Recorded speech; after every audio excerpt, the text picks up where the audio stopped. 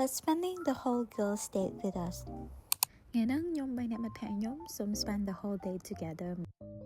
និយាយទៅ3នាក់នេះបើថាបបួលគ្នាទៅខេត្តទៅអីហ្នឹងគូពិបាកហ្មងពិបាកខ្លាំងមែនតើអ្នកនរគ្នាពេលខ្ញុំទៅនេះ2នាក់រវល់2នាក់នោះទៅនេះខ្ញុំរវល់3នាក់ហ្នឹងគឺថានិយាយទៅ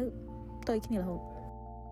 អញ្ចឹងហ្នឹងហើយអត់មានបានទៅណាទេមាន date នៅពេញហ្នឹងឯងពេលច្រើនពួកខ្ញុំចូលចិត្តទៅហែទឹកហើយថ្ងៃហ្នឹងពួកយើងក៏បបួលគ្នាមកហែទឹកថតរូបថតវីដេអូថតអីលេងអញ្ចឹងណាចាថតមេឃភ្លៀងមានជាការមេឃភ្លៀងអញ្ចឹងអាចនៅបន្តបានទេព្រោះដោយសារខ្ញុំធ្លាប់អន្ទះ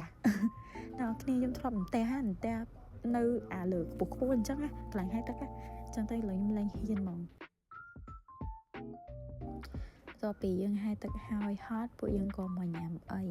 ខ្ញុំញ៉ាំនៅ Ella House នៅកោះពេជ្រអ្នកនរគ្នាមានអីរសជាតិណាឆ្ងាញ់ញ៉ាំអីហើយអត់តទាំងបាត់ឃ្លាននាំគ្នាមក Snow Yogurt ទៀតហើយនេះកញ្ញាគឺថាដើរជីបអូពីចង្ងាយហ្មងចាំស្ដាប់គេនិយាយអី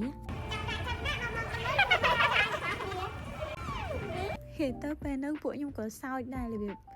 ពេលចាប់ដាក់ហើយហើយមកដល់ពេលដល់មកគិតលើពួកខ្ញុំដើរមកមុនទៅខ្ញុំដើរមកកន្លែងអង្គុយចានិយាយទៅមានជាការហូបមិនចេះឈប់ហូបរហូតដល់ហត់ងើបមកហូបទៀតចាសូមអរគុណ Let's call it an end វីដេអូខ្ញុំចប់ធំហ្នឹងហើយសូមអរគុណ activity អីច្រើននេះសាមេភ្លៀងហងអីហងអញ្ចឹងជួបគ្នានៅវីដេអូក្រោយ Bye bye